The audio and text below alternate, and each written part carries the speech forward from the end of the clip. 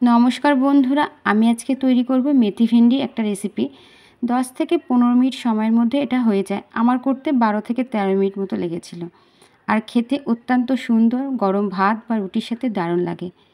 এটা একটা নন Bengali recipe, কিন্তু এটার মধ্যে আমি একটু বাঙালি লুক দিয়েছি।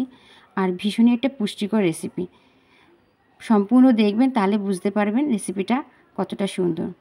এর জন্য এখানে আমি 500 ভেন্ডি পরিষ্কার করে ধুয়ে ভালোভাবে জল ঝরিয়ে নিয়েছি। চেষ্টা করবেন জলটা যেন সম্পূর্ণ ঝরানো হয়, বা না হলে একটা সুতির কাপড় দিয়ে ভেন্ডিটাকে মুছে নেবেন। এরপর ভেন্ডিটাকে একটু বড় বড় টুকরো আকারে কেটে নিলাম। এরপর কড়াইতে দিয়ে দিলাম সর্ষের তেল। এই রান্নাটা সর্ষের তেলই সবথেকে বেশি ভালো খেতে হয়। এরপর দিয়ে দিলাম এখানে হাফ চামচ মতো মেথি ফোড়ন, আর সাথে দিচ্ছি একটু সর্ষে। মেথির সাথে সর্ষেটা ফ্লেভারটা খুব সুন্দর লাগে। এরপর ভেন্ডিগুলো দিয়ে দেব, দিয়ে একদম লো টু মিডিয়াম ফ্লেমে আমি ভেজে নেব 2 থেকে 3 মিনিট মতো, এরকম ঢেকে ঢেকে। দেখবেন ঢেকে ঢেকে ভাজতে ভাজতে ভেন্ডিটা প্রায় নরম হয়ে গেছে আর একটু হালকা লাল লাল রং ধরেছে। তখনই বুঝবো যে আমাদের ভেন্ডি ভাজাটা সম্পূর্ণ হয়ে গেছে। আজকে ভেন্ডি রান্না করার সময় আমার যে কতটা পরিশ্রম হয়েছে তা আপনারা একটু পরেই দেখতে পারবেন যে এই মশলা করার সময়। এইভাবে আমি সমস্ত ভেন্ডিগুলো ভেজে নিলাম। এরপর ভেন্ডির জন্য একটা মশলা করছি। এর জন্য নিয়ে নিচ্ছি আমি 1 চামচ সাদা সর্ষে, আর সাথে নিচ্ছি 1 চামচের থেকে একটু বেশি সাদা তিল। আর সাদা তিলের মধ্যে রয়েছে প্রচুর পরিমাণে ক্যালসিয়াম, যা আমাদের স্বাস্থ্যের পক্ষে খুবই উপকারী। এরপর নিলাম ঝালের জন্য কিছুটা কাঁচা লঙ্কা আর একটা টমেটো, দিয়ে একটু মিহি করে পেস্ট করে নেব জল দিয়ে দিয়ে। আর এই পেস্ট করার সময় এই মশলার পেস্ট আমার সারা রান্নাঘরে ছিটে গেছিলো, আর যার জন্য আমার আজকে প্রচুর পরিশ্রম হয়েছে। সমস্ত কিছু পরিষ্কার করে আবার আমাকে রেসিপিটা শ্যুট করতে হয়েছে।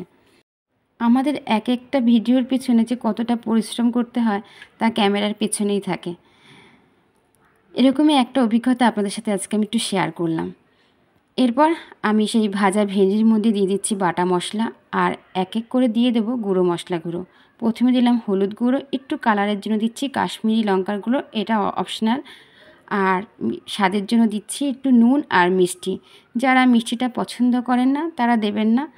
এরপর এই সমস্ত মশলা ভেন্ডির সাথে বেশ ভালোভাবে কষিয়ে নেব 2 থেকে 3 মিনিট।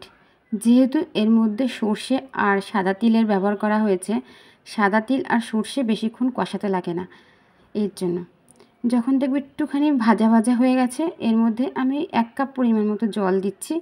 এটা খুব একটু মাখা মাখা টাইপের হয়, বেশি জল দেবেন না, তাহলে পাতলা হয়ে যাবে। এরপর ঢাকনা দিয়ে আবার লো টু মিডিয়াম ফ্লেমে 5 থেকে 6 মিনিট ঢেকে রাখলেই তৈরি হয়ে যাবে আমাদের মেথি মশলা ভেন্ডি। নিরামিষের দিনে খুবই একটা সুস্বাদু রেসিপি আপনাদের সাথে শেয়ার করলাম। আপনারা আমাকে কমেন্ট করে জানাবেন রেসিপিটা কেমন লেগেছে। ভালো লাগলে প্লিজ একটা লাইক করবেন, সাবস্ক্রাইব করে পাশে থাকবেন। আবার দেখা হবে নতুন কোনো রেসিপির সাথে।